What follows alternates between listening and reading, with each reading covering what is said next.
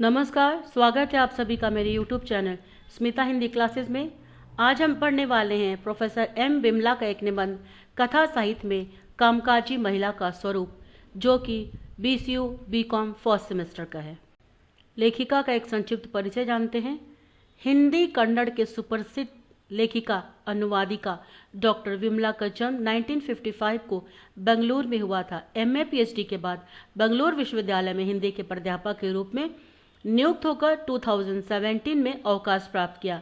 अन्य विश्वविद्यालयों में भी बतौर विजिटिंग प्रोफेसर काम किया है। अनेक विश्वविद्यालयों के आमंत्रण पर राष्ट्रीय स्तर पर व्याख्यान दिए। इनके मार्गदर्शन में 54 शोधार्थियों को PhD की उपाधि तथा 28 विद्यार्थियों को MPhil की उपाधि प्राप्त है। 100 से अधिक शोधालेख लिखे हैं। उपलब्धियां 9 कहानी संकलन, विभिन्न पाठ्यक्रमों से संबंधित 7 पुस्तकों का संपादन, दूरदर्शन एवं आकाशवाणी के विविध कार्यक्रमों में भाग लेती रही हैं। कई विश्वविद्यालयों की काउंसिल कमेटीज की सदस्य रह चुकी हैं तथा अपनी सुदृढ़ साहित्य साधना के लिए अनेक सम्मानों से भी विभूषित की गई हैं। इस निबंध का सारांश जानते हैं।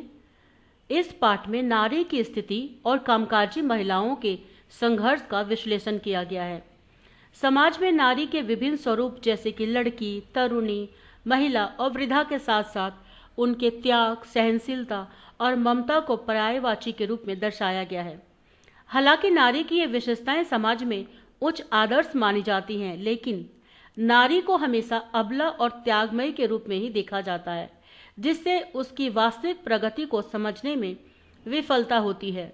स्वतंत्रता के बाद भारत में महिलाओं की सामाजिक स्थिति में सुधार हुआ है और वे अब घर से बाहर भी महत्वपूर्ण भूमिकाएं निभा रही हैं। राजेंद्र यादव के अनुसार महिलाओं को पुराने संस्कारों और नई परिस्थितियों के बीच संघर्ष करना पड़ता है, जिसके कारण उनका मानसिक गठन और मनोविज्ञान प्रभावित होता है। हालांकि कामकाजी महिलाओं ने आर्थिक स्वतंत्रता प्राप्त की है, फिर भी उनके जीवन में संघर्ष और असंतोष तो बना ही रहता है। कामकाजी महिलाएं दोनों जगह काम करती हैं, घर के अंदर भी और घर के बाहर भी। तो जरूरत है कि उन्हें दोनों में संतुलन बनाए रखना है, लेकिन संतुलन बनाए रखने में कठिनाई होती है और अक्सर उन्हें तनाव और सामाजिक दबाव का सामना करना पड़ता है। यह संघर्ष विशेष रूप से विधवा, परित्यक्ता और अविवाहित कामकाजी महिलाओं में अधिक देखते हैं। उन्हें समाज के द्वारा अपमान, दया या शोषण का सामना तक करना पड़ता है। कहानियों के उदाहरण जैसे विद्रोह, माँ या नौकरी छोड़ दो, इंतजार और ऑक्टोपस कामकाजी महिलाओं की समस्याओं और मानसिकता को स्पष्ट रूप से चित्रित करते हैं। यह कहानियां यह दर्शाती है कि कैसे नारी को सामाजिक जीवन और पारिवारिक जिम्मेदारियों के बीच संतुलन बनाए रखना पड़ता है और कैसे समाज उनके कार्यों को सही ढंग से मान्यता नहीं देता है।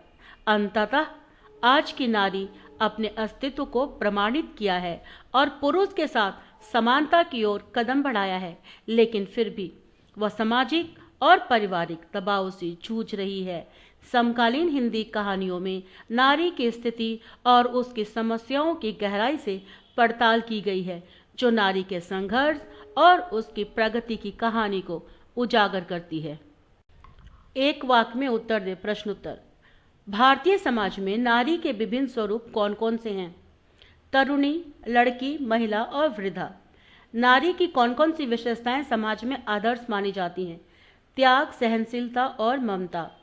स्वतंत्रता के बाद भारत में महिलाओं की स्थिति में क्या बदलाव हुआ है? महिलाओं की शिक्षा और रोजगार के अवसरों में वृद्धि हुई है, जिससे वो समाज का महत्वपूर्ण अंग बन गई हैं। कामकाजी महिलाओं को किस प्रकार की समस्याओं का सामना करना पड़ता है? उन्हें घर और बाहर दोनों जगह संतुलन बनाए रखने, तनाव और सामाजिक दबाव का सामना करना पड़ता है। विद्रोह कहानी की नीना किस समस्या से जूझ रही है? नीना शादी की उम्र पार करने के बावजूद अपनी शादी को लेकर परिवार की अनदेखी और सामाजिक दबाव को महसूस से जूझ रही है। नेक्स्ट प्रश्न उत्तर। माँ या नौकरी छोड़ दो कहानी में पार्वती किस स्थिति में है? पार्वती अपने बेटी की पढ़ाई के लिए अफसर के यहाँ रसोइया का काम करती है और पारिवारिक संघर्षों से जूझती है।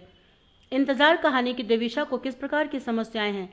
देविशा को पति के आर्थिक दबाव और बॉस के शोषण का सामना करना पड़ता है, जिससे वह मानसिक संघर्ष करती है। ऑक्टोपस कहानी की मां को किन समस्याओं का सामना करना पड़ता है? मां को शराबी पति से अलग होने के बाद समाज में भटनागर अंकल और राजेश अंकल के पास जाकर नौकरी से निकालने जैसी समस्याओं का सामना करना पड़ता है। आज की नारी की स्थिति में क्या परिवर्तन आया है? आज की नारी पुरुष के साथ समानता की ओर कदम बढ़ा रही है और उसने अपने अस्तित्व को प्रमाणित किया है। कामकाजी महिलाओं की समस्याओं का चित्रण किस माध्यम से किया गया है? हिंदी कहानियों के माध्यम से उसकी समस्याओं और मानसिकता का चित्रण किया गया है। कथा साहित्य में कामकाजी महिलाओं का स्वरूप पाठ में टिप्पणी लिखें। कथा साहित्य में कामकाजी महिलाओं का स्वरूप सामाजिक, मानसिक और आर्थिक दृष्टिकोण से विविधतापूर्ण रूपों में चित्रित किया गया है। स्वतंत्रता के बाद भारत में महिलाओं की स्थिति में सुधार के बावजूद उनके संघर्ष और आत्मसंतोष एक चुनौतीपूर्ण विषय रहा है। कथा साहित्य में संघर्ष की बारीकियों को दर्शाया गया है और कामकाजी महिलाओं की समस्या को उजागर करता है। कहानियों में कामकाजी महिलाओं को आमतौर पर पारिवारिक और पेशेवर जीवन के बीच संतुलन बनाए रखने की चुनौती सबसे बड़ी दिखाई देता है और वे घर की जिम्मेदारियों और कामकाजी दायित्वों के बीच जैसे पिस जाती है, जूझती रहती है, जिससे उनके जीवन में बहुत ही ज़्यादा तनाव और मानसिक संघर्ष जो है बढ़ जाता है। उदाहरण के तौर पर दिखाया गया है कि विद्रोह में नीना के माध्यम से यह दर्शाया गया है कि कैसे समाज की अपेक्षाएं और परिवार की अनदेखी उसे मानसिक दबाव में डालती हैं। इसी प्रकार माँ या नौकरी छोड़ दो में पार्वती की कहानी उसकी आर्थिक विवशता और पारिवारिक संघर्ष को सामने लाती है, जहां वह बेटे के भविष्य के लिए नौकरी करने पर मजबूर है। इंतजार और ऑक्टोपस जैसी कहानियां कामकाजी महिलाओं के भीतर छिपे मानसिक संघर्ष और उनके सामाजिक शोषण की स्थिति को उजागर करती है।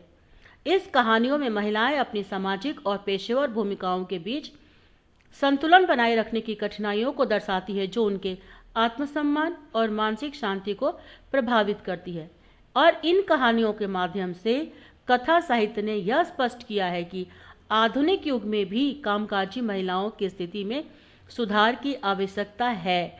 उनकी समस्याओं की जटिलता और मानसिक स्थिति को समझने के लिए साहित्य एक महत्वपूर्ण दृष्टिकोण प्रदान करता है। यह न केवल उनकी कठिनाइयों को उजागर करता है, बल्कि समाज को एक नई दृष्टि और समाधान की दिशा भी दिखाता है।